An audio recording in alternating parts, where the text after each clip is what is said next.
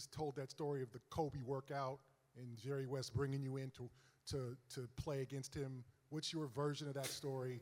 My version of that story is that Kobe did not kick my ass, okay? So I just want to get y'all straight about that. Second of all, I was 40-plus years old out there trying to guard a 19-year-old kid. But you know what? The one thing that I admired about that actual workout, and when they brought him in, I had never heard of Kobe Bryant myself. All I knew going into work that day is that, Coop, you're going to have to guard this young kid that we're thinking about, drafting.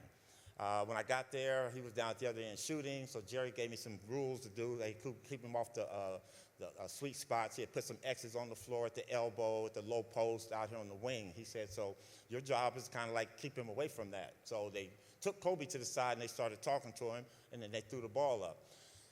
Kobe, at that early of an age, was able to get to his spot every single time. Now, he didn't hit every shot, but he was able to get there. And that was the impressive thing to me, because when you're guarding a Larry Bird or Andrew Toney, all you want to do is keep them away from their sweet spot. They're going to work to get there because they know if they can get to that spot, they're going to have a better than 50% chance of hitting the shot.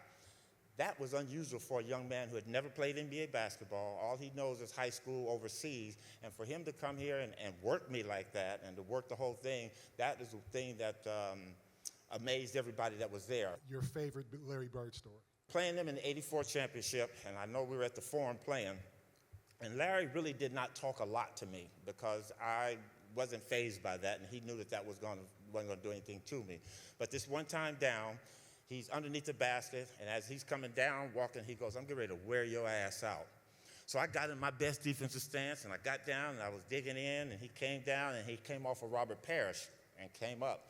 Right up to the elbow, and as he comes up, I'm fighting through that screen, and Dennis Johnson throws him the ball. And just as he gets it, Larry turns, and he goes up to shoot, and I'm right there on him. And I'm saying to myself, I'm going to smack this. And Kareem steps out, and both of us have our hands up. And I don't know how Larry was able to find Robert Parrish, but he hit him with a pass, and Parrish grabs it, goes in for a dunk. And Larry turns to me and looks over his shoulder and said, I told you.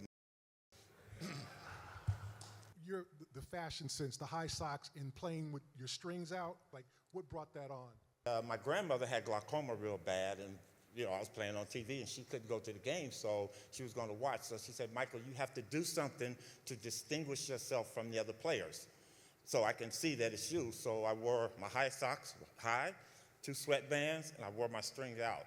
And I had the game of my lifetime. I scored 24 points, had 15 rebounds, I had 3 dunks. And I said, hey, if this is going to work like that, and I mean, it's for my grandmother. So I just stayed with that style. You mentioned Jerry West.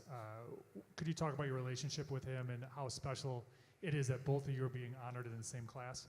That's hard to do without me crying, but I'm going to try. Jerry West was such a phenomenal player and a person.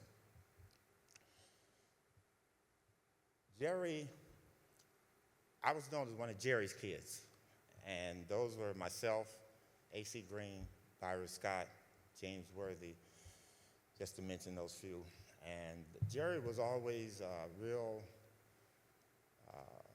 interested in everybody that he recruited and everybody that he scouted their career. So whenever you were doing something on the court, you wouldn't have to ask him anything. He'd come down, cool. You got to do this, you got to do that. He always gave you pointers, but the most important thing about Jerry West was that he was such a mentor to all of us away from the game. There was times after my career when I finished playing, I was going through some trials and tribulations off the court in my marriage, and Jerry was always there to kind of like talk you through it, through his experience. He had a son that passed away, and so Jerry was always kind of there being that guy that would help you through things. And the day that I found out he had passed away was probably the hardest day of my life. But he's truly missed. But you know what? How we carry on his legacy is by the things he taught us, is the way that we live.